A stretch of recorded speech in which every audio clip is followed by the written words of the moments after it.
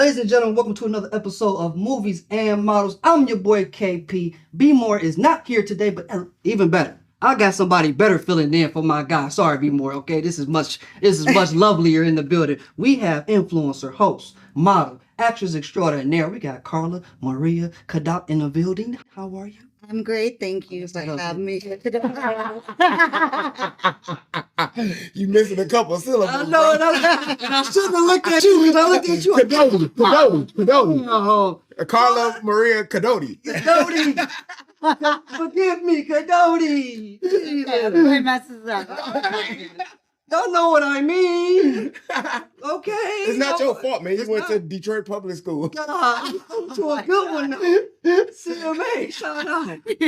How are you today, love? I'm doing amazing. Excited to be here with you all. Oh, thank you for coming. Okay. She came from far wide, too. Gee, Willikers. Also, we have joining us model.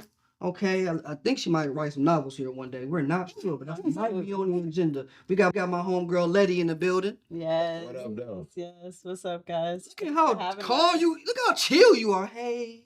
Good morning, class. Okay, which is so crazy because on Instagram she be turned up. It's so wild seeing people how the differences, yo. It's really crazy. Yeah. You would think I'd be turned all the time, but I definitely. chilling, level-headed. You are completely different from social media, everybody. Okay, that is crazy. And listen, turn it back to me here now, Patrick. I need you to understand something here. We have a Detroit superstar, a phenom, a legend. One of my inspirations, actually. One of the reasons I started doing content creating. Okay, I seen what he was doing from Vine. I said, I need to hop on this wave and really dive in and go deeper. Okay, a myth, a legend, rapper, actor, director, Shakespearean treat phenom. Paige Kennedy is in the building. That's what's up, man. I feel like I'm on Club Shay Shay. Hey, man. All right, man. What's Thank up? You very much. What up, though? You gotta let them know, bro. People like sometimes people don't know, bro. Like I was explaining this one time. I'm like, yo, Paige, the shit he's done is ridiculous, bro. Even when I just told you now, Detroit, we don't have many of yous walking around. We don't on the level that you're on, and bro, you gotta give people their flowers when it's time to give them, bro, and you deserve them. I appreciate it, man. I'm trying to smell them. Okay. So, Yeah. I will receive those flowers while I can smell them. Thank you very much for that. Yeah. Well, I want to get kicked off real quick, y'all, just with a couple icebreakers. Just so we can, get to know each other a little bit. Okay. Letty, I'm going to start with you. I just knew he was gonna. Well, yeah. I'm going to keep it simple, though. Let me keep it simple. You from Connecticut. Favorite childhood snack? Favorite childhood snack? I would say watermelon. That was my fave. Okay. Loved it. But for junk food, Swiss rolls. I'm still a fat girl for Swiss rolls. Swiss rolls are so nasty, yo. It's so crazy. Carla?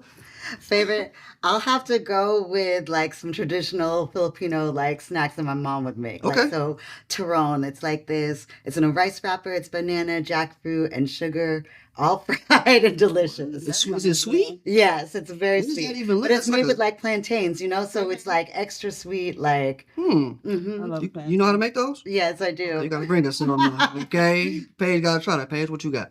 Now, I feel terrible saying mine now after that because my shit basic I as know hell. it. I know it is. Mine's the white glazed honey bun.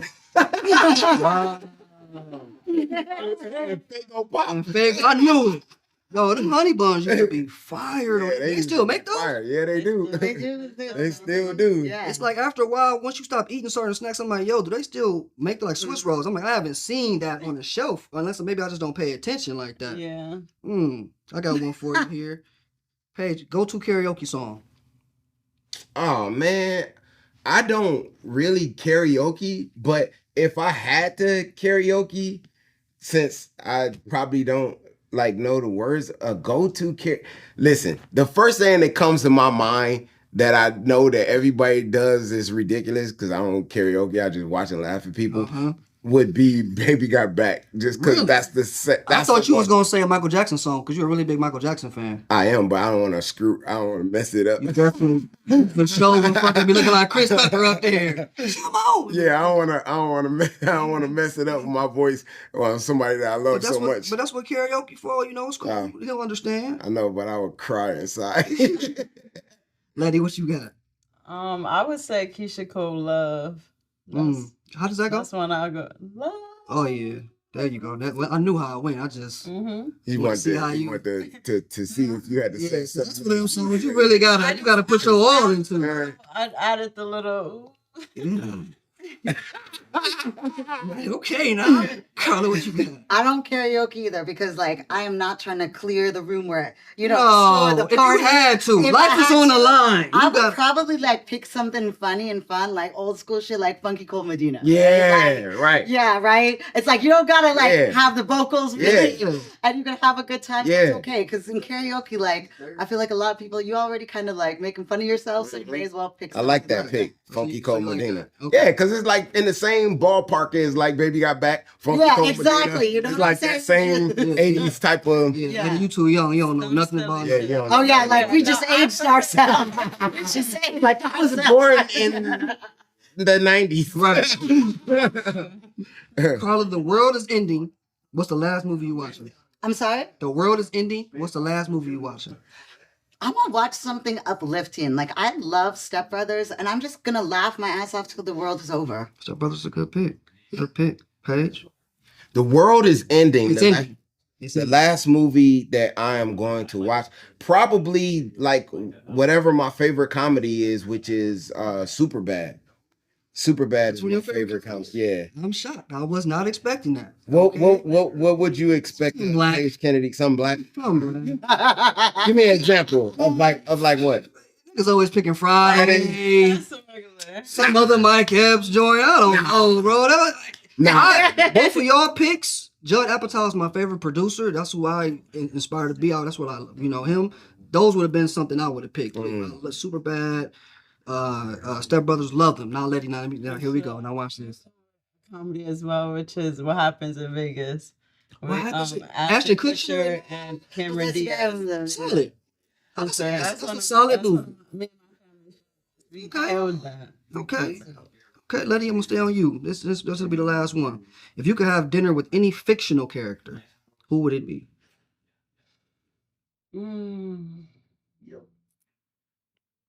Fictional, I know. It could be anybody. Damn, right. That's crazy. The possibilities.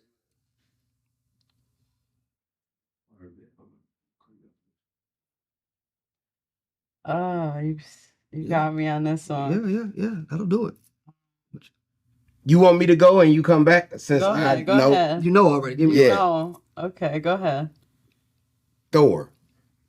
my favorite superhero. That's my That's favorite. He's my, My favorite favorite my favorite Marvel character. It's mine too. So, Okay. Nice. That's now, what I want to. Now MCU version of Thor or comic book? Oh, MCU.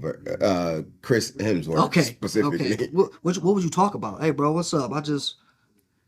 I don't even know what I talk about. I have no idea. I'll just see how Thor's so it cold. goes. Thor's so cold. What's so crazy is it'd be fun though, cause he Yeah. like fun. He like a good time too. Mhm. Be getting turned, Funny. drinking, funny. Yeah. Carla, who you got? I got kind of funny one. Like I'd pick like Schmeagol from it, Harry Potter. Smeagol. What? Because I want to be like, yo, so like, you see what this ring done did to you? Like, was it really worth it? Like, you know what I'm saying? And he's gonna be like, yes. And then Yeah, like, and then was it- crawl up under the table on Right. your ass. Well, funny. He's gonna be like, I see a new Precious. You. Smeagol is a crazy pick. You like Lord of the Rings? Yeah, that's wild. That's a Exactly what it was. But I was just like, I just want to know, like, okay, like now that you can see yourself where it's done, you ain't got no friends, you ain't got no one likes you. fans, no Was it really life. worth it for this damn thing? Is all the gifts and the powers really worth it? I would hope he would say no because he toe up now. Mm. Letty, what you got? I would say Harry Potter for sure. I'm a huge Harry That's- Potter fan. that's I'm a- with that. that's So a him top. specifically. Him specifically, and his character though, like Yeah, not that's what I just mean. him for sure. That's what I mean. Harry Potter character. And I became a fan as an adult. I did Which is too. crazy. I I'm did too. like, as a kid, I never cared for it. So you didn't read Harry Potter? Because now you look like you read. You didn't No, I still gotta read it. I'm not gonna lie. read? I I'm still not gotta reading. get I'm to not that. reading. Yeah. I I'm don't ready know. to watch it. Yeah, I feel like if I didn't like it as a kid, I don't know if I'm gonna read it, but I would like to. Okay. Books are usually better than the movies, so. Yeah. I'm with that. Okay. So here at Movies and Models, we're big on TV and film, things of that magnitude. One of the questions I want to ask you all is like, when the last time you've been to the theater? What's the last movie you've seen in theater? Well, And your favorite genre. And your favorite genre as well. so I go to the movies every weekend, Same. like every single Got the AMC weekend. pass. Yeah, the AMC pass. So a lot of times I go multiple times, Oh, yeah. But the last movie I went to was Tuesday, which is strange because I don't typically go on a Tuesday. Tuesday is But random. we went to see Bring Her Back. It's a horror film. Yep. I'm not I'm not big into the horror genre anymore. Like when I was younger, I was more into it, but it's not my favorite. Okay. Which is strange because I'm like in Yeah, big like horror yes, movie absolutely. things. but that's not my favorite. I think my favorite genre of movie would probably be action, action drama, action comedy.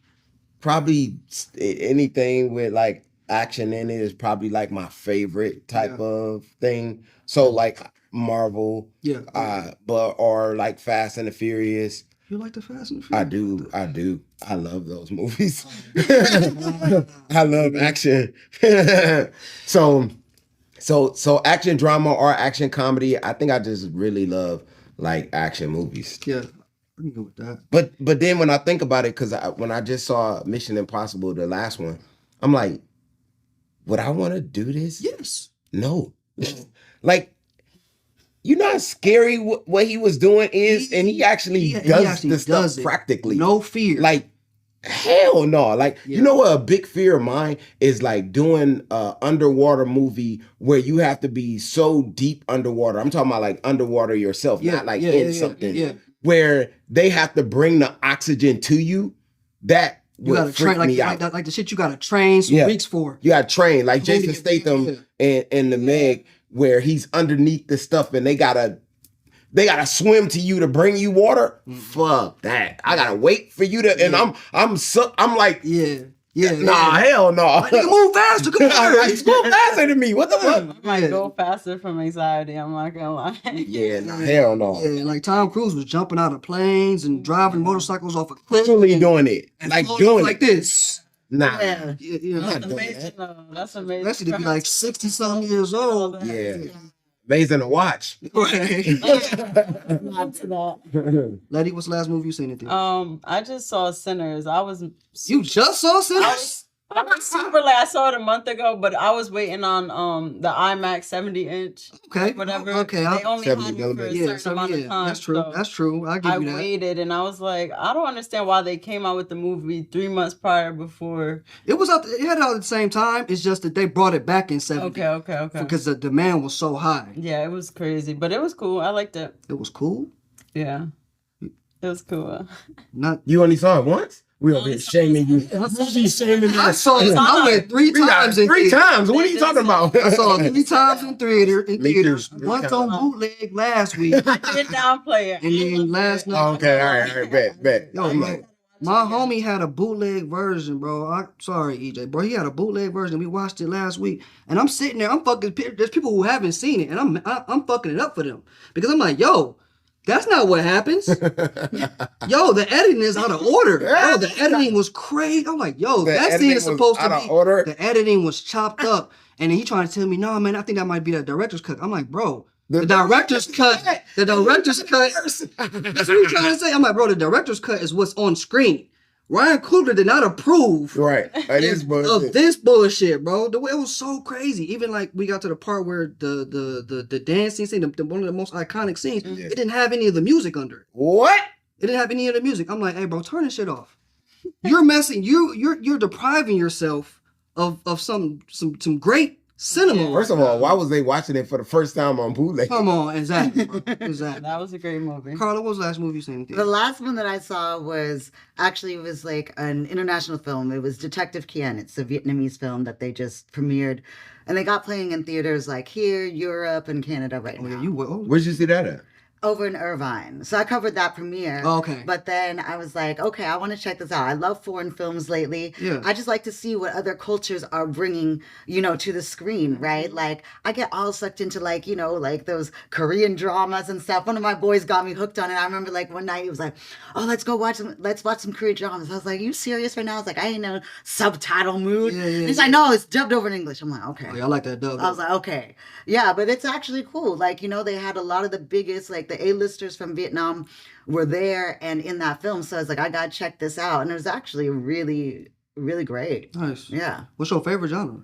My favorite genre is comedy generally because I just like to laugh. Like, I'm just a lighthearted person. You know what I'm Who saying? doesn't like comedy? Yeah. I feel like if we meet somebody like, I don't like comedy movies, there's something wrong with it. It has to be something wrong with that person. With you, You don't like happiness and joy Yeah, exactly. and humor? There's enough drama in the world already. You know what I'm saying? Like, Yeah, enough it's a lot. like sadness. Enough Like, negative. right? I want to be negativity. entertained by things that are going to uplift me and like make me forget about the BS. Yeah, For that's sure. why. You know, the tough thing about comedy is like, so with drama is very like clear what drama is like across the board, but comedy is subjective. Yep. So it depends on the person, the type of comedy that you would be interested in, right? True. So Yeah, like, that's what true. you find funny in a comedy movie might be different. And Letty, like she might not find, and sometimes comedy doesn't translate That's- like through different languages, Yep. different. But like drama is like always Yeah. drama, no matter if you see it in a different language, if you see it the age.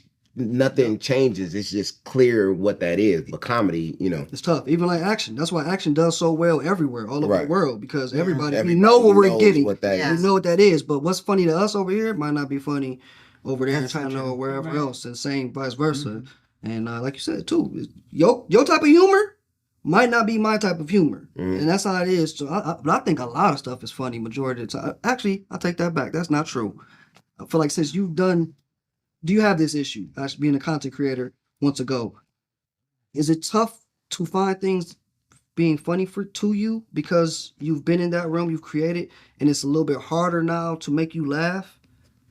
I never wanted to be that person. You know how like comics, when they go to watch other comics, they kind of just sit there, because they've heard everything and it's so difficult for them to laugh but I'm just free and I'm like Carla where I'm just available. So if something is funny, I want to laugh anyway. Yeah. So I'm not like really looking at it like with a critical eye unless nice. it's bad. If it's bad, What's then the last bad thing you've seen that was a comedy? You was like, bro, what the are you talking about movie wise or movie wise, whatever, TV show wise, movie wise, comedy, anything that you was like, this don't make me laugh.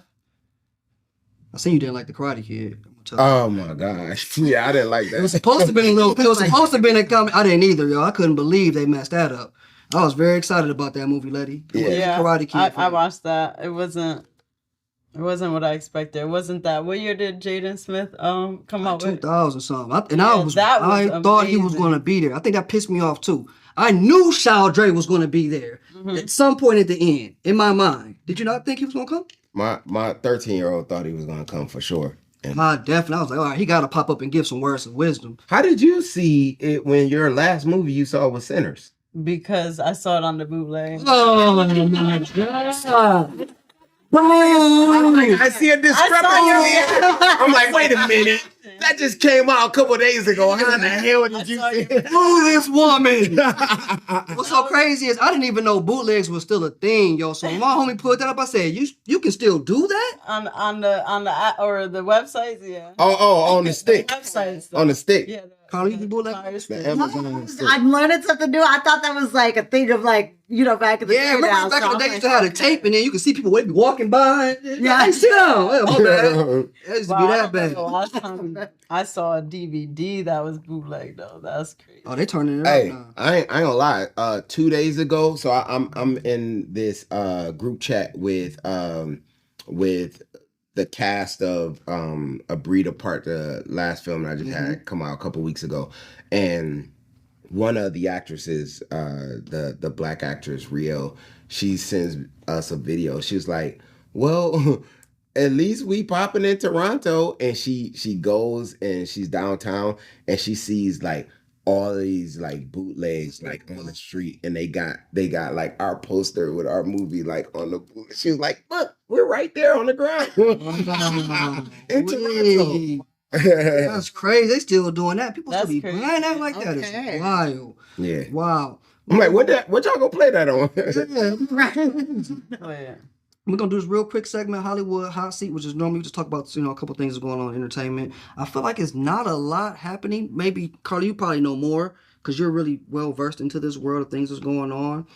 For me, I really just had I think the decline of award shows. I feel like the award shows are kind of on a slump as far as attendance, and even like different people of influence attending them, different celebrities attending them, like the AMAs. No one came, and they tried to figure it out. And the BET Awards are this weekend.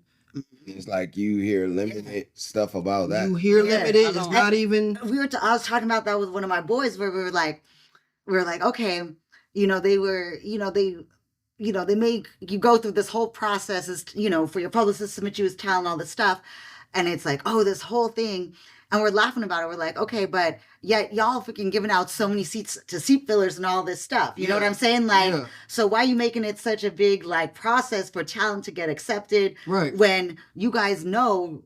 You know what I'm saying? That like you ain't got that. Yeah, the platform. Exactly. It's not the same. Like, and I actually, because I interviewed a lot of red carpets. I kind of like, I'm like, I can catch my breath when award season slows down. But it's like, even then, it's like everything just is kind of like, I don't know, the same excitement. Like, yeah, there's the parties, there's things, but it's like the attendance, like you said, is just not. Why is the that? same. You think? Paige, you was your Well, perspective. your talent. I noticed, I think this week, because I asked my manager, I texted him, I asked him, I was like, what's up with the premieres? Like, how come I don't see very many premieres? Like, it used to be a time where, like, on my tweet deck, because I have my tweet deck just open all day, like when I'm watching sports or whatever.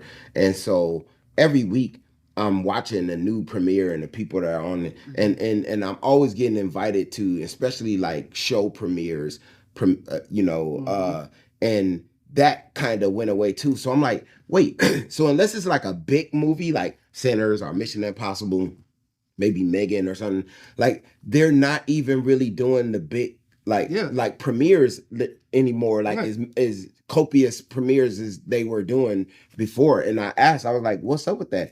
And he just said that the studios realize that is an expense that they can alleviate from. So everything is money. Everything is money. I mean, everything has been watered down due to greed. Honestly, I feel that way about a lot of companies. How can they fix it? How can we revitalize certain things? Even like the BET Awards is this weekend. Who cares? I haven't heard anything. I feel like even last year was a little more action with the after parties and things like that. I haven't really heard much about events. And I'm normally in them. I'm normally turning up and going to different events and things of that magnitude. And I get a list. I always had a list. Right. It's not even hitting like that. I look at the list. I saw it yesterday. The list didn't look that great because I have it in my phone. So I was like, I don't want to do that. I know you get everything before us. Us smaller folks. You got insight. No, I'm a house cat, man. I don't be outside. She's the one outside. Yeah, she definitely. I don't be outside. Yeah, but even then, it's like compared to like even last year, the year before, I was like looking at, I'm like, nothing is like, okay, I gotta be at this one. Right. I'm just kind of like, okay. What's the list? Like, basically, it is like it's like 4 or 5 page document of all of the different BET associated events. So whether it's like, okay, directly connected to BET, it'll say with like a star. And then there's all these other ones that are like associated with or connected to BET. So it has them all listed celebrity basketball, such and such celebrity basketball game, such and such brunch. BET everything seminar hosted by such and such and such and such, such and such will be there, and this and that, and they'd be like, okay, and I'm looking, I'm like, nothing looks that great. Nothing looks that great. Is it us? The influential people aren't really they're not really caring to be a part of it. Do you think it's your generation's fault? Why we all turn to look at her? A lot of things are my generation. No, I feel like my generation was, I'm 28 years old, so we're kind of like, I feel like my age, 28, is probably like the last group of people that was actually taught some morals and principles before they picked up the social media and stuff. So social media, did it ruin award shows? Did it ruin things of this magnitude? I think what happened is just our business in general, the enshittification of our culture when it comes to like Hollywood, far as like, so COVID happened first, which was a big destroying factor to our business. And then we tried to recuperate from that, and then bam, we got hit with this strike. And the strike was another huge, like, disastrous event that happened for us. And so us trying to recover from that, and the studios realizing that they were just like bleeding money and having to fire all of these people, and they realized that like people are not consuming things in the same manner as they were before. Like they start to have to try and figure out. That's why we went on a strike in the first place, is because like it's the struggle of that. And so we haven't totally gotten back from either one of those things. And so they're constantly trying to find ways to cut costs. And yeah, that's for sure. The cutting of costs, you notice that, especially like when I go interview red carpets now, it's like, it'll be premiere or something, I'll be like, okay, it is a big contrast from what it used to be. You know what I'm saying? Like, that's why I like covering some of these international films that are by certain companies, because when I went to the one for that horror movie Detective Ken, I was just like, it has been a minute since I've seen this kind of money put into a production, that they went all out and they did a really good job. That used to be the norm. Nowadays, it's like, okay, what do you mean there are no snacks? Like, because I like to eat, you know, like, there's no hors d'oeuvres, nothing like no packets of chips or something. Like, you got to work with me here, people. You want me to just keep my ass here? There better be something for my stomach, right? But it's not the same. Just like you said, it's like the cutting costs. And I think too, what's happening is that we're in this kind of weird state where it's like we're kind of in between, where there, you know, everybody is streaming everything now, right? So many people go to YouTube and go to different social media apps, Real Short, whatever it may be, to watch stuff. So we're trying to figure out and navigate, how do we adjust to this new normal in entertainment, right? Because a lot of those studios, like you said, they were bleeding money, and so you go to a lot of these premieres now, and it's not the same. People just go to carpet and they leave immediately, right? Because there's no incentive to stay. The networking, the open bar after, all of that kind of stuff is pretty much eliminated for the majority. That's why I go for the networking and the open bar and the little bites. Yeah, you know, exactly. When you don't have that, it's like, well, then what we gonna do? Yeah, exactly. All right, I want to shift gears a little bit, because I want to kind of touch base with everybody on, you know, like your entertainment background and where we're going. Like, definitely got to tap in here with Paige. Paige, everybody knows you are a phenomenal actor. We know this. I mean, multiple roles you've killed. I mean, I saw, first of all, I got on Snowfall late, very late. So I didn't even know you was on Snowfall until I watched. And I said, what the fuck? I said, Paige is in this? You lucky you did that. Most people didn't even know it was me. Yeah, I was like, what the fuck, Paige is in? And killed that. I was like, oh, this nigga can do everything. But the music, how is your mindset different when you're preparing for a role as opposed to creating a song and an album? You know, I think for me, I feel like how you do anything is how you do everything. And that goes just in your life, you know. However your mindset is on anything that you do is how you do everything.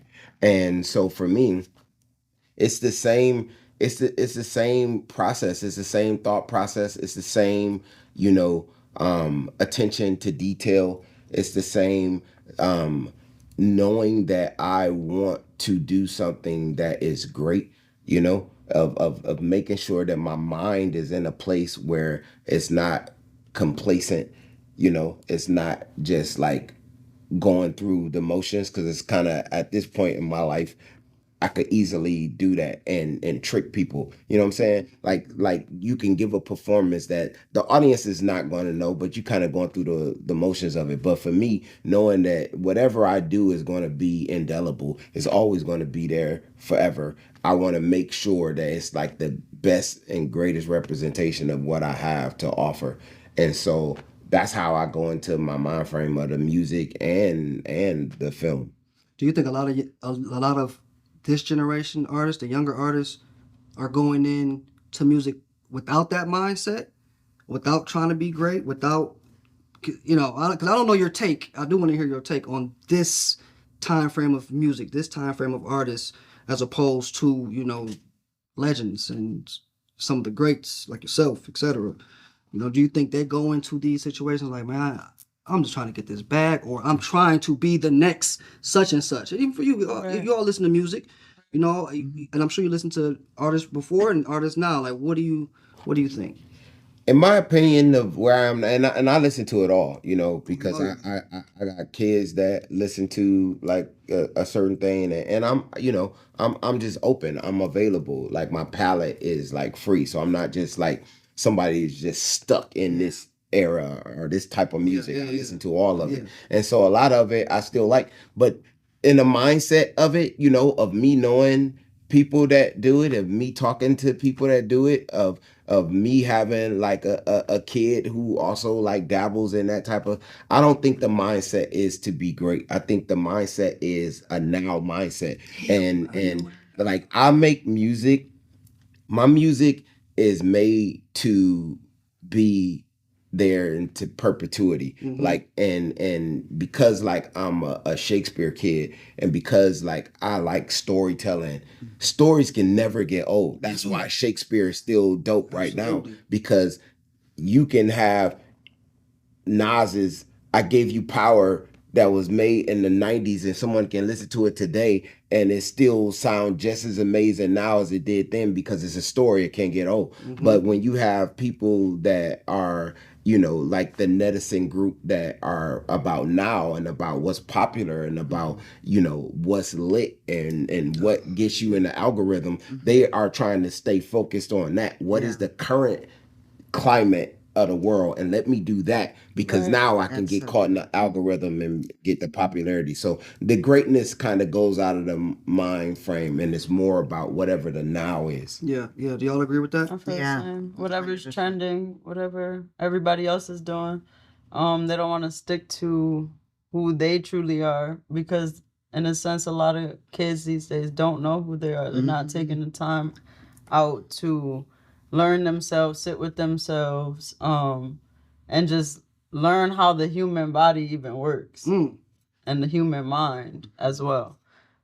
So it just becomes a cycle that kids just fall into, or teenagers just tend to fall into, because it's what's and they listening popping. to some of these artists is like, you guys shouldn't be following whatever they talking about. And then that's all they're educated on. That's all they're listening. They're not reading. They're not doing anything other than listening to NBA YoungBoy. Right. Carly, what you think?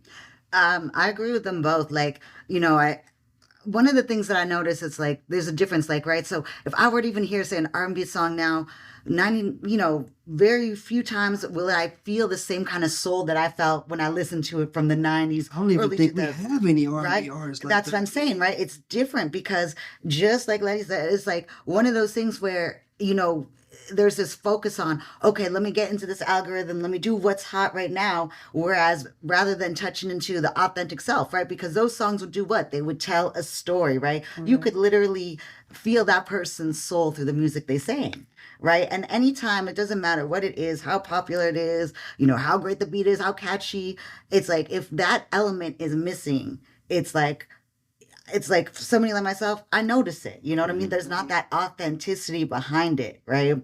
And that's exactly it, because there's so much focus now on like, okay, what's going to get me up on people's feeds? What's going to get me the most views, versus on what is it, the message that my soul has to speak to the world. Yeah. Absolutely. And they're not doing that as much anymore. Yeah. Which is crazy. These young kids, they like torn pages, That was your first project. Yeah. Am I right? Okay, you have to make sure now because you got you do. So I'm gonna come back. I'm gonna come back to another question on you. How you are able to release and just create as many projects as you have because some people I don't know they can't even come close to that. But Torn Pages, it felt personal when you created it. How did you even get into that mindset to create that? But also, you had features on there. There were heavy hitting features. It's your first project. How do you even get people like that? How do you even do that? You know, because features is tough. Letty, I don't know if you know. You can't just get. I wish I was more educated on you and your music. That's but you learn. features are tough. Features are tough. You can't just get an artist. Yeah, it's like even like in films, it's tough trying to get different people. Yeah, but or the relationships. Yeah, that might be it. You about to tell us some relationships? Tell us though. I mean, it's all of the above. I mean, but listen, I've been a rapper my whole life. You know, I've been rapping since I was 7 years old, and you know, I've done a lot. You know, and I've made relationships for a very long time. You know, and I've been with the greats, you know, and I've been connected to the greats, from Biggie to Cube to Redman and Meth. These is all like at the beginning when I was just like young, you know, just like in college.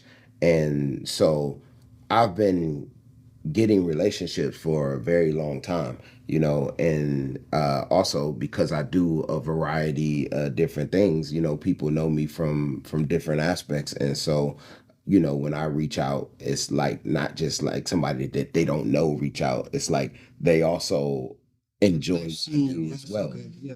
And so so there's that. And then because I believe in myself, like a lot of times I will put my acting money into my music because I don't have a record deal, you know what I'm saying? And so but my music is what's most important to me because it comes from me. It comes from nothing to me, and it is my perspective on life, you know. And so because of that, yeah, that's what I want to spend my money on is my creation of something that I can give to the world that only I can do in the way that I can do it, and it's there forever. So I'm going to spend my money to do that.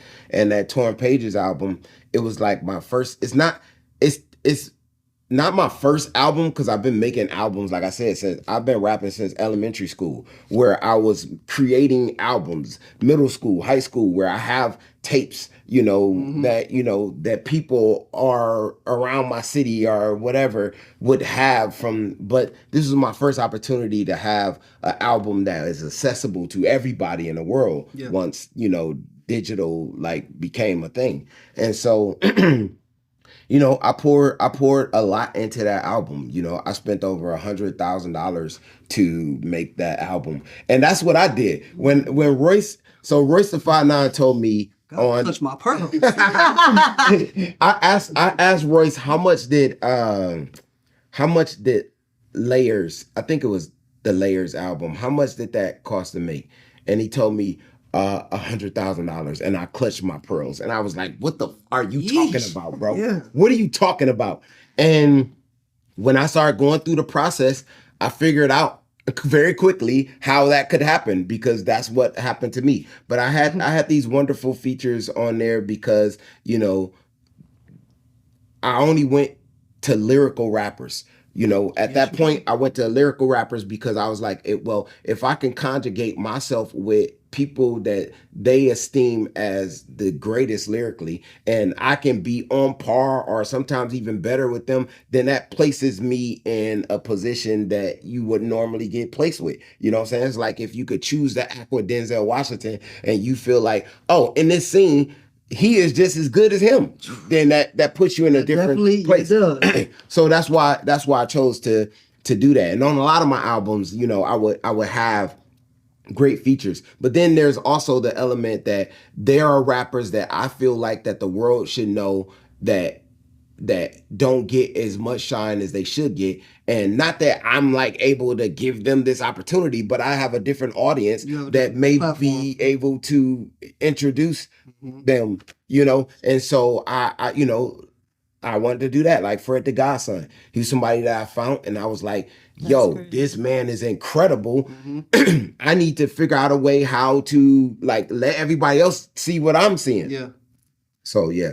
that's dope. That's dope. Carla, Paige said from an early age he already knew Hmm. his mindset was already rapping, entertainment, etc. For you, Hmm. did you know hosting and entertainment was going to be your path from an early age, or being in the Bay? You was in the Bay, right? Yeah, I remember. Who's from the Bay? This spot. Who's from the Bay? Is B2K from the Bay? Who's from the Bay? Steph Curry? Who's from the No. Bay? Yeah, who's from the Bay? Like, I always Ryan associate the Coogler? Bay with like things like Motherfucker. There we go. All right. Patrick, who else? You know some people, huh? No, but Ryan Coogler is from. That's the only. Yeah, okay. Ryan Coogler, Sway, Tupac was up there for a while. E40. Well, E40. Okay. Okay. Yuck Mouth. Okay. All right. You got him now. You got him. There's There's people.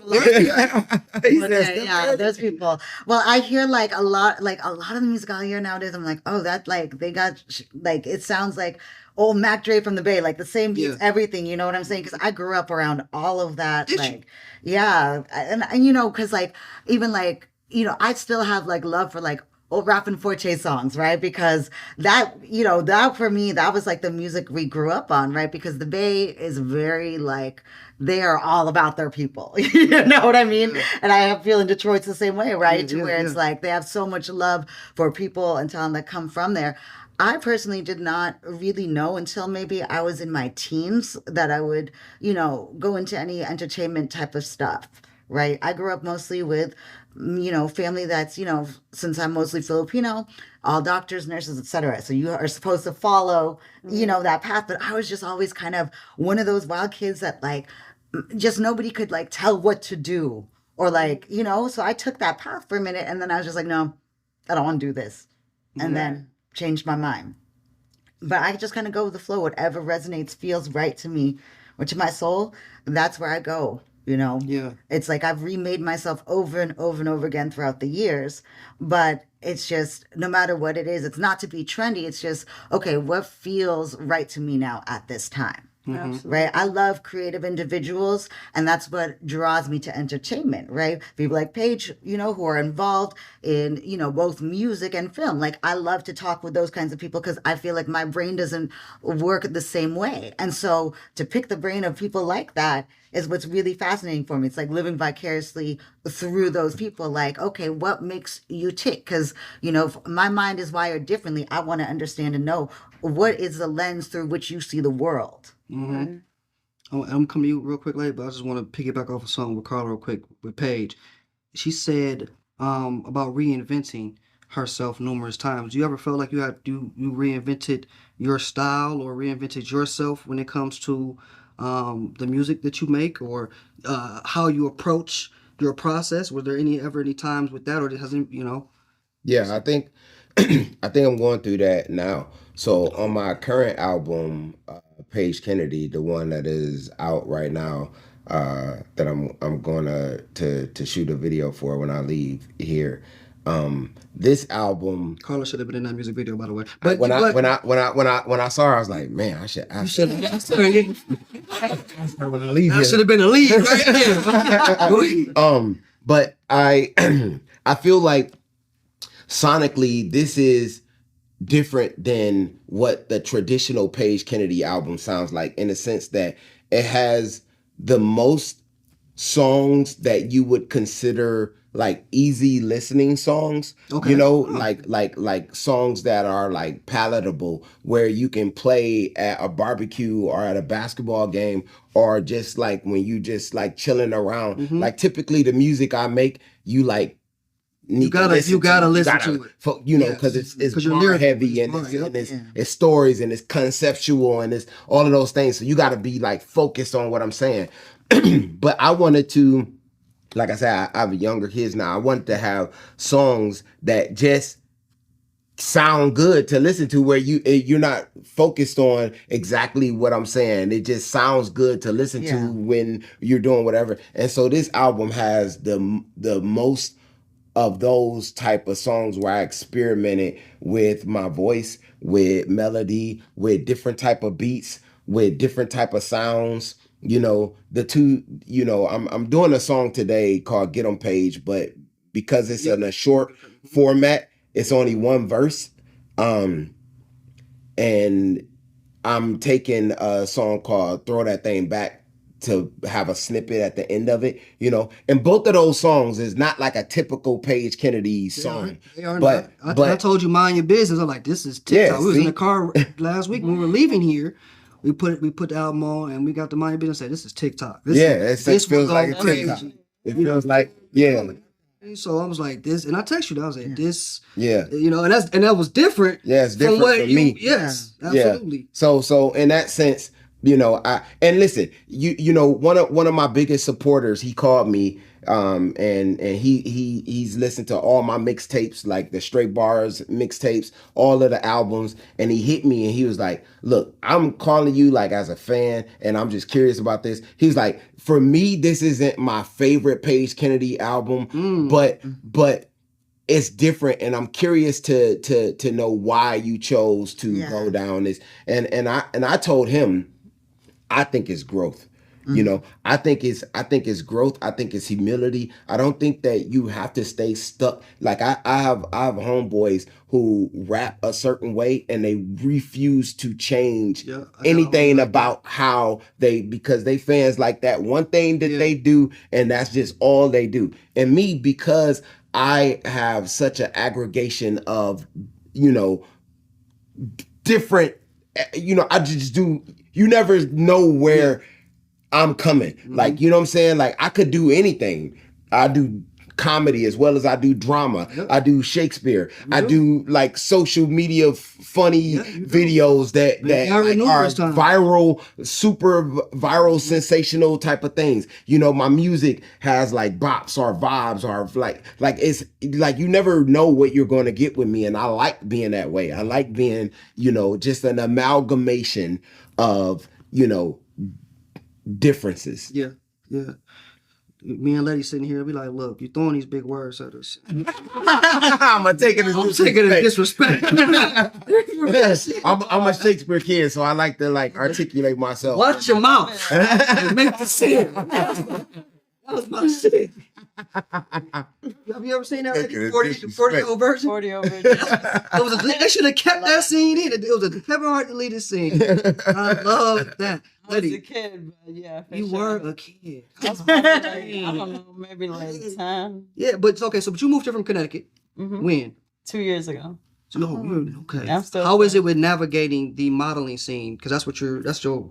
I'm into modeling, but I freelance mainly brands right now. That's what I'm working on. Collaborating with brands and finding opportunities that put me in different rooms around different kinds of people, just to find what's for me, honestly, because the only other thing I know is fashion. My brand, I've been working on my designs for a few years now, but that's what I'm leaning towards, and that's what I want to be around. So those are the types of rooms I put myself in.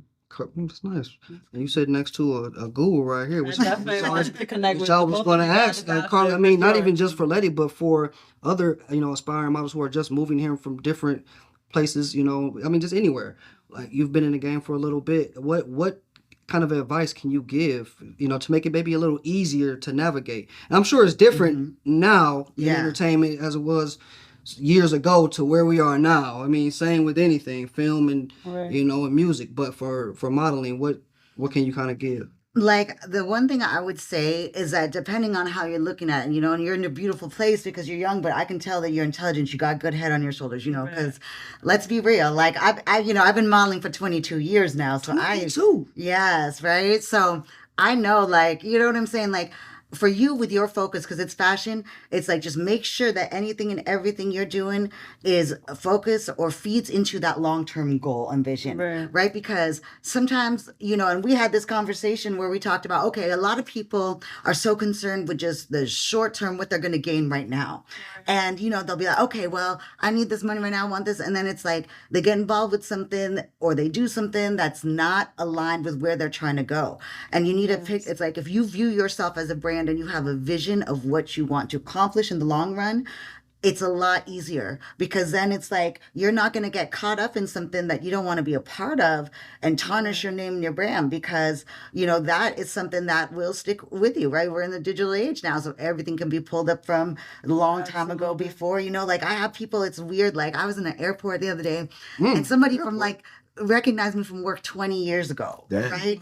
Right? And on the internet now, all of that is out there. Yeah, that was print magazine back then, but it was just a trip, because it's like all of that is still there. It's like, okay, me in that age, and I've been a crazy person in between, but that I've known how to use that. Crazy how? Crazy how? Yes. Well, see, that's why you got gosh. No, I mean, I'm a what lot, do you mean by this? I'm a lot calmer now, but it's like, I came from the Bay, right? So like there women, that was an adjustment coming to LA, because there it's like you don't open your mouth and say certain things unless you're really ready for what the consequences are. You know what I'm saying? Like, yeah, like, and when I first came to LA, there'd be women, especially modeling and certain things, to where, they'll say some smart shit or they'll fucking bump into you like as you trying to get ready to do certain things, because they're used to nobody doing nothing. Whereas I would be the woman who's going to do something. And all of a sudden, because people aren't used to that, it's like, oh my God, she's got a hot temper, she's violent, whatever. But I'm just like, I come from a different place, like we don't do that. Like you don't just road rage on somebody because somebody might pull out a gun and shoot you, right? So you think twice about what you do. When I came to LA, I was like, okay, these people, a lot of them want to act hard, act whatever. But then the second that somebody gets into something with me, I'm smart to where I'm not going to come at somebody unless I know 110% that I'm crazier and willing to take a fight. Right? Real talk, right? And so when I first came to LA, that was an adjustment, because I had to kind of cool that down, right? Because I also still ran with women who I connected with here. It's like, we're from the Bay. So like somebody starts some shit with you at the club. It doesn't matter if you were doing a fashion show, they're nothing. It's like, okay, then you and your girls go and jump those girls. You know what I mean? Whereas they think you can be like, oh, I'm sorry. Right? Yeah. And so, that's my personality type. But also I've worked in all industries, right? So, it's like I've worked with Playboy, with Penthouse. I worked in all different, I started out in like the import modeling scene. It was a very good way for women of Asian mix to break into. And, like back in the day when I was modeling versus now, it was a very different environment, right? Like, and I'll be quite honest, like, because we didn't have Instagram, we didn't have things, you know what I'm saying? So you had to earn your worth in a very different way. And like back then, like, especially if you were touring with something like Hot Import Nights, Juan Tropics, Playboy, whatever it was, like you would have a packed schedule. You're going to be up early in the morning and you're probably going to shoot before you're at an expo all day, go from the expo straight to the after party, and you'll be at the after party all night long and still expected to be up at 5 a.m. in that makeup chair the next day. So it's set like a very strong sort of thing to where it's like your work ethic had to be strong, because if you didn't, there's somebody waiting to replace you already.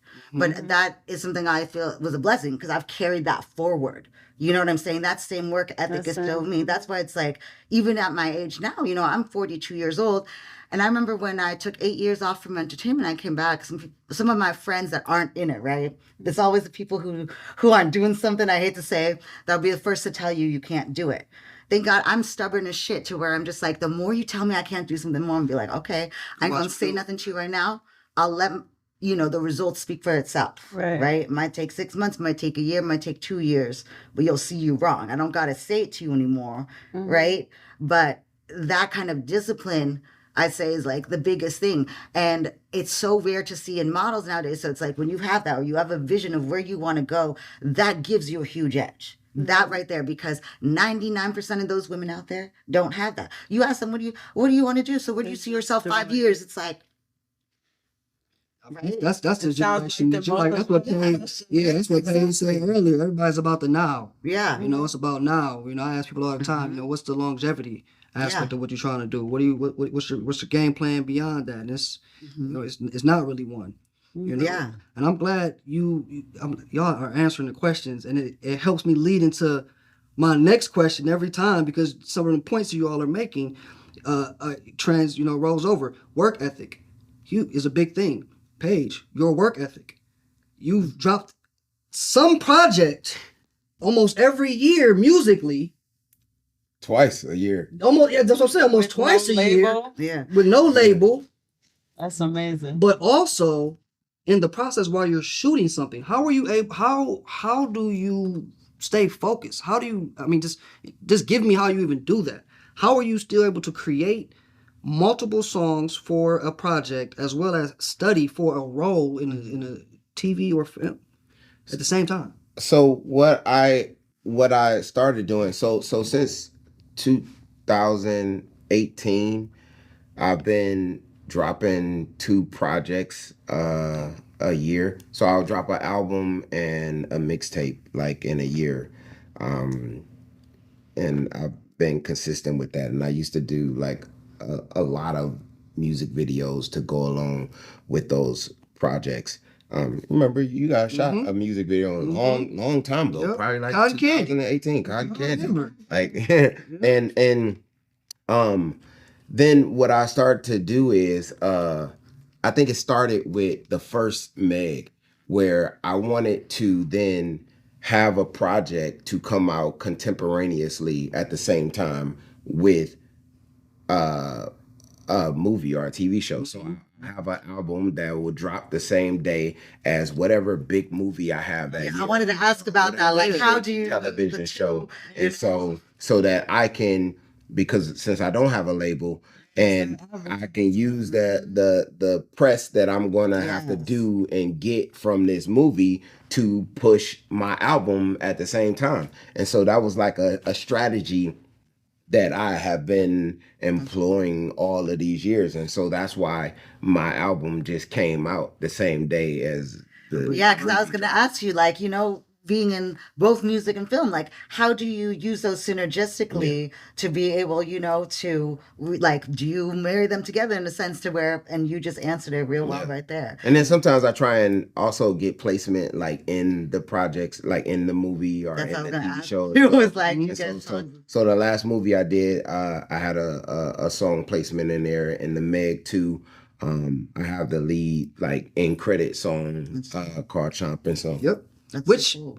movies don't do anymore these days. Oh, Remember it was- soundtracks. soundtracks. that used to be a Yeah. Used to be a thing. I know. I know. Why What's is up that? with What that? has I happened know with that? Sinners Because I just missed did that. I missed that too. Man in Black. Will Smith used to do it for every movie. Every big blockbuster used to have. Do you remember these, Letty? Do you remember Men in Black? Like, I think Menace Soul to Society soundtrack. the Soul Food soundtrack was like Soul so cool. Food. Still got that in my like iTunes. Wait, You know what I mean? that Like, was- no, that's a long time ago. That Menace to Society soundtrack was so hard. Who was on that one? What song? Top What of the world. Yeah, they had did Pac have a Spice One. soundtrack for? Above the Rim. Yeah, he did. I I don't was remember. on there. Yeah. Yeah, okay. Sound- One soundtrack thing I is- think was cool that you mentioned and that I liked, that I respect a lot, was when you talked about, okay, you got to put in like $100,000 your own money into your own self, investing in your own self financially in that way. You know what I'm saying? Because that takes a whole different level of passion and drive. And, for myself, the way I see that is like, okay, if somebody's going to invest in something, they want to know, okay, what are you willing to invest in your own self? Yeah. Right. Yeah, And so that's so dope, because it's like you could easily say, oh, I got all these things going on, I don't got time, or I got to put my resources to something. So mad respect for that, like, Yeah, and the big thing is, and here's the thing, that was just one album. Yeah. I spent $100,000 multiple times on all multiple different albums things. Yeah. to do that, and for the most part, like, I don't get that money back. I don't receive that money back. I'm not making money as a rapper to actually so business wise, it doesn't make sense business wise. But for me, creative wise, it makes sense because that money was going to be spent on something anyway, right? So why not be spent on something that is there forever, that came from me, and we live in a world, it only takes one thing. One thing can now just Yeah. have Change people it. go back and get your entire catalog. And now there's a Yeah. whole catalog there that's available for them to be able to get and receive. Only takes one. Yeah, Yep, that's true. that's We definitely in that age. One thing can pop. This question for everybody. I'm gonna start here with you though, Paige. With all the projects you've done and all the films that you've been in, I want to. Is there anyone in film that you've worked with that has, gave a lasting impression or some kind of advice, and somebody in music as well that you've worked with that was like, yo, that just left some kind of impression on you that you worked with? When I first moved, I've been here for 24 years. Yeah, 24. I came here from graduate school. I studied classical theater in graduate school. I went to graduate school to get my master's, and I came here 2000, University of Delaware. I came Was it here. black people at that school? No, I didn't think I was the so. only one. Well, I was the only. Delaware. Hey. Exactly.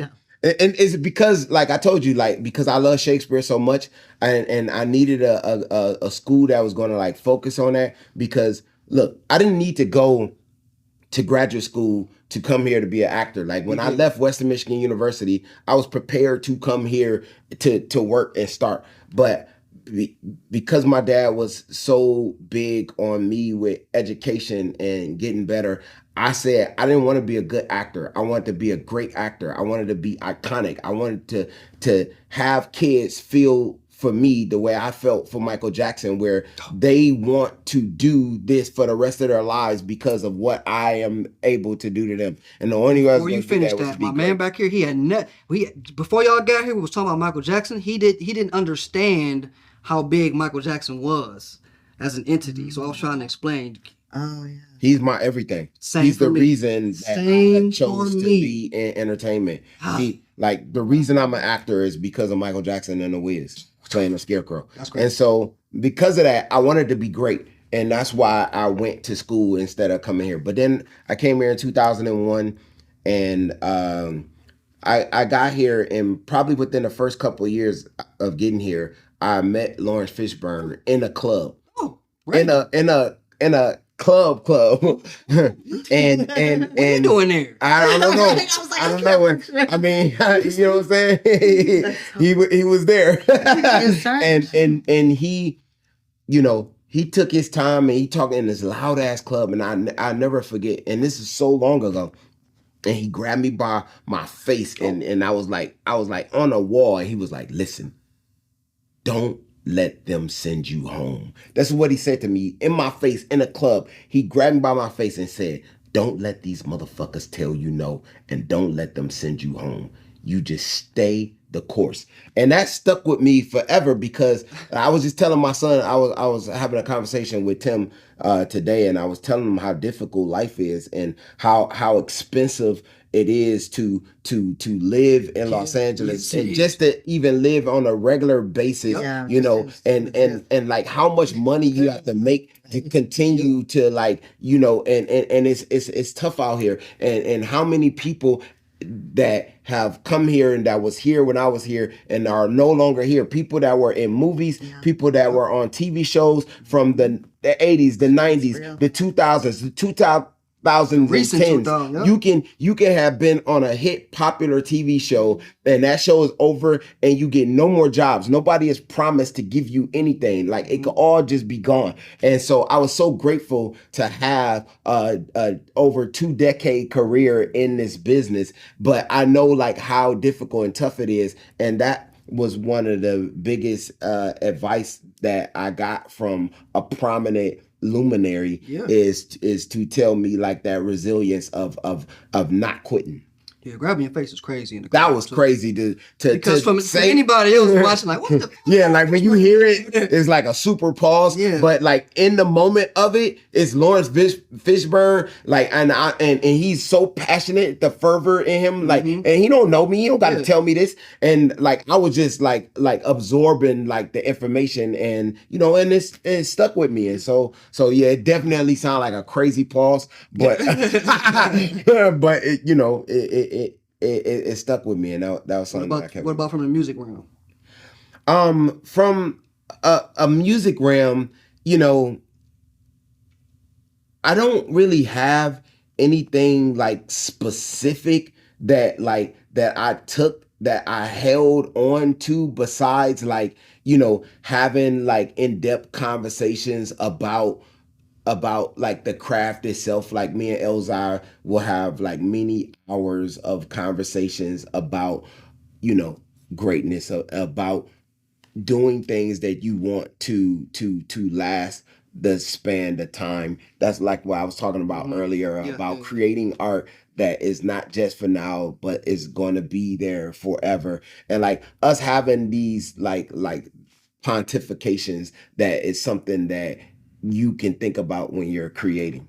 Okay, so Royce never was like, yo, Paige, let me tell you. I mean, Royce is my man. Listen, without, you know, and I've spent many hours with him of just talking, and but I don't have a specific thing that he told me that like just stuck with me. It's just kind of just like watching him, watching the way he moves, watching the way he chooses to go about his writing and his creation. That is mainly what I learned from just being in his circle and being a part of it, and it impacted how you do. Yeah, because you could probably see a lot of Royce in my music, of kind of how we do it. Like, you know, if somebody heard me from the first time, they would be like, oh, he kind of sound like Royce, or he sound like Eminem, or like, I mean, we are all from Detroit and we come from that same camp. So, but yeah, I'm sure that there's like a Royce influence. Letty,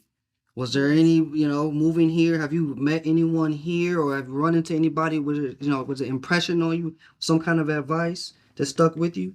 Not that I've met personally just yet. Well, Paige now. Yes, Paige. Yes, I She know. looked at her as like her name is Paige. You know, I'm Paige, right? Like her name's Carla.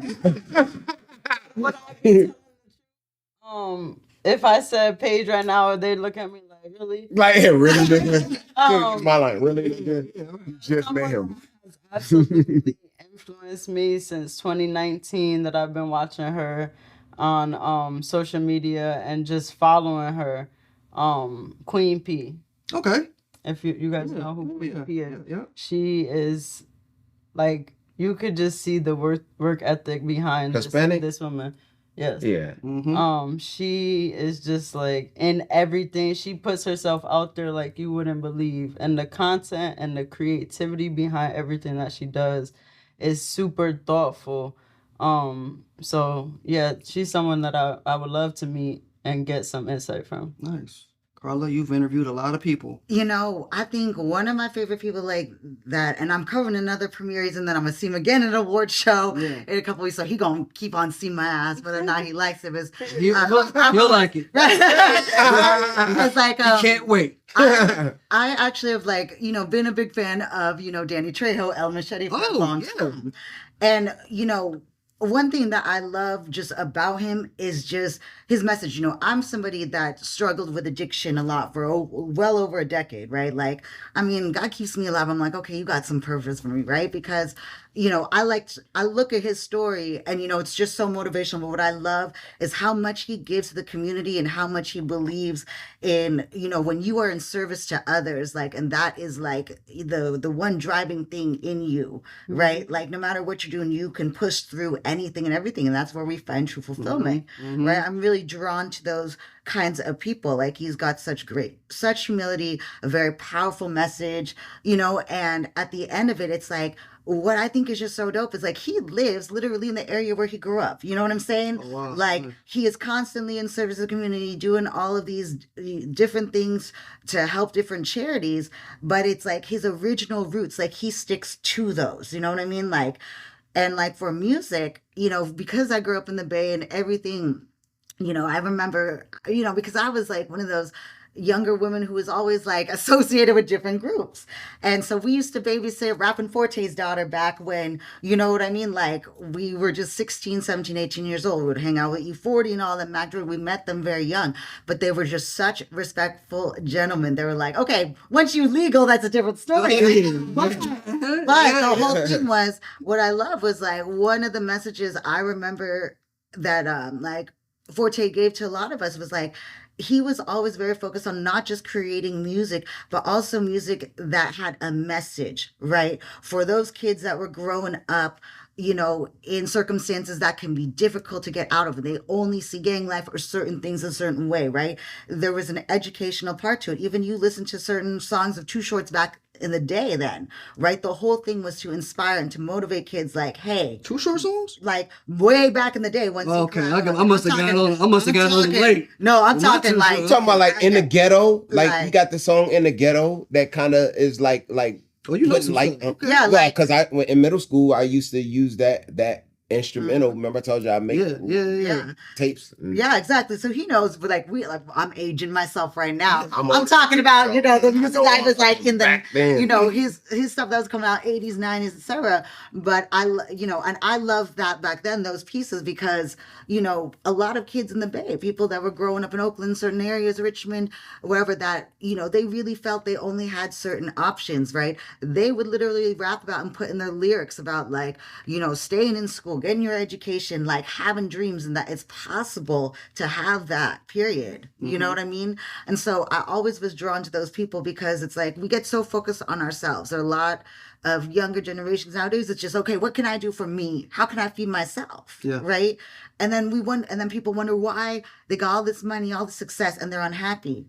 Right? Because at the end of the day, like, we are human beings and we are sentient beings. We are meant to help and uplift each other, right? And be in service to each other in some way. Absolutely. Right? That's fulfillment. Yeah. A lot of people don't do that in entertainment. And that was one of the things that my good friend CT, when I first got out here and met him, that was his piece of advice that has always stuck with me, which is why I help the way I do. You know, he said, you know, everyone out here always wants help from others, but people aren't willing to ask, what can I do for you? Yes. How can I help you? And I always go into a situation, well, what can I do? Well, how can I help? Yeah. What do you need? Yeah. Where can I assist? And then from there, that service, who knows what it can, you know, snowball into. All right, we don't got a lot of time because Paige got to go, but I do have one more segment I want to do. It's called Movie Magic. We've been talking about, I got the idea, you know, you did the Meg and you had the soundtrack. This is about soundtracks. I just text y'all the little joint too. I know you don't have your. Oh, yeah. But we're going to let her burn. So this is what we do. Each guy, we're going to choose 4 artists and their characters. So I have here a list of musical artists who are actors, but their character from certain projects. You choose 4 of them. That if you were producing a movie, 4 of those individuals that you think will make a fire movie, but also those 4 did a song together and it will make a fire song for the movie. That make sense? No. What you mean?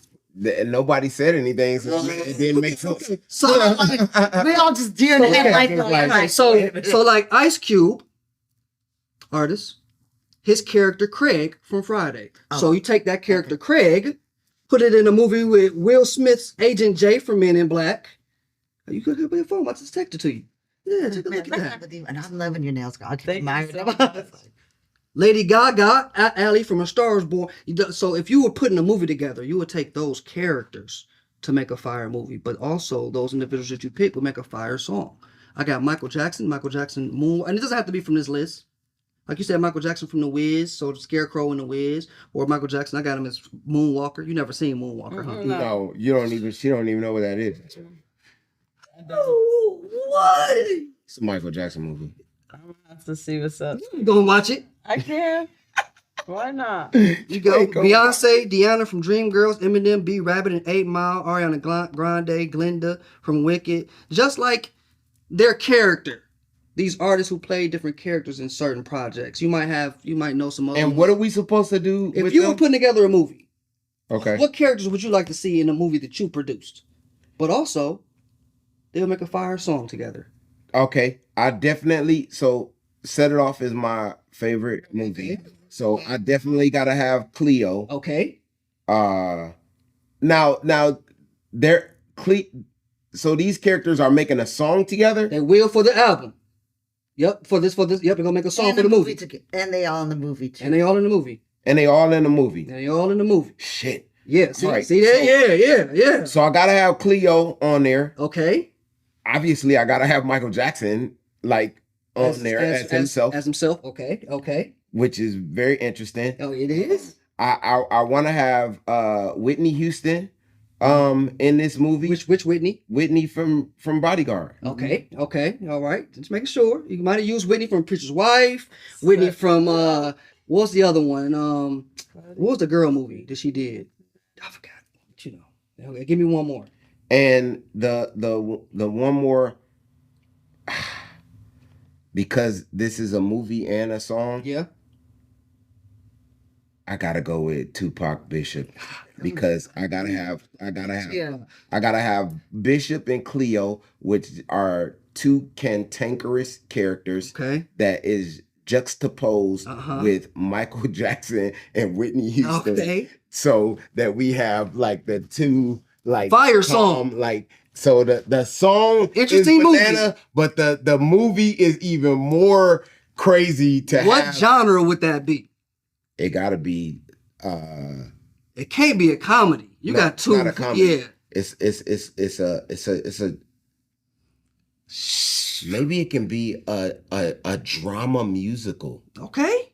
I'm not mad at that. A drama musical like Dreamgirls. Yep. I'm not mad at that. It's been a while since I've been a good drama. I'm not mad at that. Good, yeah. Letty, what you thinking? And it don't have to be from this list either. Okay, I'm thinking Craig from Friday. Okay. John from Ted. Okay, Mark Wahlberg. You knew he rapped. Yes. Oh, okay. I had to make sure. Monet from Power. And I would say Ludacris from Fast and Furious. Oh, why you like Ludacris character? I like Ludacris character. I would just say because he's different from the whole group. I like his character. He's very like different from the group. What kind of movie? What genre is that? Crime action. Okay. All right, I like that. You think the song could be good? I don't know. Mark Wahlberg? Nah. It might be Mark in the cheesy. funk. It might be cheesy. I'm not a big Mary J fan. Oh, you're not? I don't think Mary J He can can't sing like that. That's what I'm saying. Wait, y'all said Can't Mary really sing can't like sing? That might be a hot take. Yeah, that's a hot take. Because, like, if you were going to say, oh, I don't really like her acting on Power, okay. Acting on Power I've is seen straight. people say that. Yeah, but saying that Mary can't sing when she's, like, one of the greatest. Oh, hell no. Yeah, exactly. Hell yeah. Hell yeah. No. And who? And then Cube. And then Cube. Cube rapping. Ludacris off. Yeah. Cube I rapping. think Cube and Luda could do something with Mary and Mark. Mark is what's throwing me off. But they gonna find. I mean, in the movie, all right. In the movie, for sense, sure. But him is Ted, but it's the Ted one. It's not action Mark It's Wahlberg, not it's the Ted. Mary. It's the Ted. It's John. That list is wow. But I can't leave him out. I feel like that list is like the people that she knew that was on there. She was like, oh, I know who this person is. Yeah. I seen Ted before. Okay. So I'm just gonna go by memory right now. Like I can't remember. Sure. No, don't worry, girl. I would have to go with. I'm gonna go with Ice Cube, Tupac, and I'm gonna go with Whitney Houston, and also just Michael Jackson because he can do anything. He can do that man anything. can do anything. You know what I'm saying? Absolutely. And I just know he would add some kind of like Oh, yeah. fire to the music that you just would not be expecting. Yeah. And also too, just even all his roles in entertainment, anything acting is just like there's nothing you couldn't do with that man. Yeah. That's one thing I love about him, respect. It's just like no matter what it is, it's like he's a chameleon. He's great. Morph into The acting, I whatever has don't to know, but if you got I'm like, You know, what if it's not? I mean, I haven't seen him do drama per se. I've seen him do some dramatic moments in some of the pieces Absolutely. of the things. Even in his music videos. In his Right. music videos, I'm like, Mike kind of killing his acting role. Ghost and being all that. So So bad. he's on my, You know what bad is? Nope. This is getting crazy. It's a Jackson movie as well. Bad? No, The song Bad? The you video said the Bad with Yeah, Wesley no, Snipes? I watched the video, but bad. I thought you saying Listen, that you're movie 28. bad. There's no excuse. I I thought know. I thought you was young. I really don't even. I'll tell you, I don't watch. Too And you're many from music Connecticut. videos. That's super. No, random. wait. So- This is what I really want. What is your first experience with Michael Jackson? Good question. Thriller. Thriller. Music you, video. You saw the. Mhm. Okay, got it. Absolutely, I grew up on that. All right. Thriller. All right. That's my favorite Michael Jackson. All right. I ain't gonna lie. You didn't say that earlier? I was gonna say I wouldn't say that's my favorite Alright. song, but his music video, that's my Okay. favorite. And I was just telling her, I said, Mike used to make some songs. Like, why don't you make that? And Thriller was what I used to say. He came up with Thriller, which is classic. I was Yes. like, what made you sit down and be like, bro, like, Thriller? Man. You need. Yeah. I guess we gotta wait till the movie come out, which is it's supposed to come out this year. That was my most anticipated movie of 2025 was the Michael Jackson story. But Oh, I got to go there. I got to go there on set and watch. I got like footage in my phone of the Thriller of when they were doing. Oh man, I'm about to get emotional. Like, cause Michael Jackson is my everything, bro. Yeah. And to watch them, to go on that set, to go right where they filmed Thriller in the first place, to have them recreate it, to watch his nephew like go into this character, to see the zombies, to watch the smoke, to just be there as a part of it, and then to watch on the screen them go through the Thriller parts through before he turned to the zombie, after like watching all of the elements and just sitting there and watching it and watching his nephew kill these moves over and over and over again. so dope. Like, and I wasn't supposed to record, but I did it anyway. I snuck him. And you leaving with something. I'm leaving with something. And man, it's a special time. So I can't wait. Man. So his nephew did hit the moves like Man. just good I exact. heard Oh, okay. he's Okay. killing. I heard. I mean I hear they're supposed to be doing it in 2 parts now. Like Yeah, it is. Yep. And they had to rewrite the ending because they were having issues with some legal stuff for like the ending of the film. So they had to go back and rewrite. That's also why I got pushed back, which is crazy. Like, just give us just let everything happen. Just give it to us. Yeah. You know what I mean? First of all, thank y'all so much for joining. Okay, for Carla, having can you let everybody know where they can find you and what you have coming up next? Yes. So everybody can find me on Instagram, Carla Maria XOXO, Carla with a C. So pretty simple. I'll be doing a few things like, for BET weekend, and then I'm gonna be shooting a little feature with Playboy France coming up in a couple weeks as well. We will be tuned in for that. Okay, but I don't shoot nude no more, so it's like No just more. like That means that there's yeah, you know, yeah, y'all they were can back then. Okay, a long time ago. y'all can see what's going on. Letty, same thing. Let us know what you got coming up next and where people can find you. What's next? Honestly, BET weekend, I have a For Local event with Desto Dub. It's an awful lot of cough syrup. I'm gonna be modeling there tomorrow, and my Instagram handle is @thereal_Letty_. Four Loco is still. I mean, Four Loco was just to kill niggas. Remember that before Loco? When first came out? when I was probably like 13, young. You was drinking Four Locos then? We had 4 locals when we was young, for sure. But since I had a 4 local, I probably was Connecticut is different. in 8th grade last summer. Yeah. At 13. I got a 13-year-old. Like, Look at him over here. Well, all the drinks to start a Four Loko is the craziest because back then Four Locos was like 2 of them Because bitches was knocking people off. they had them at the convenience stores or whatever, so it was easier to get instead of a They was beer. letting you buy them at 13? No, we had to have somebody buy it, but that was the easiest place to get somebody to buy it. Yeah, from. you stand outside the Yeah. store, you wait and be like, hey, Well, I'm my coming, friends guys. did stuff like that. I didn't never have to Oh, do none okay. of You that. clean it up. Clean it My up. friends- Look at it. Do it. Okay. Had to. All They right. came with it already. Paige, man, you got a lot coming up, bro. Break it all down to me and then where everybody can find you. Right now I have a Breed Apart out that you can search up and watch digitally. The album Page Kennedy is out right now. I have a movie drops with Rainn Wilson and Lil Rel September 12th called Code 3. I have another film, New Jack Theory, that's coming out this year. I've been waiting on that. And stay tuned because I'm creating, something that might be like the most epic thing that we've seen, where I am coalescing the two greatest genres of literature that we've ever had, which is Shakespeare and hip hop, into a project called Macbeth and Compton.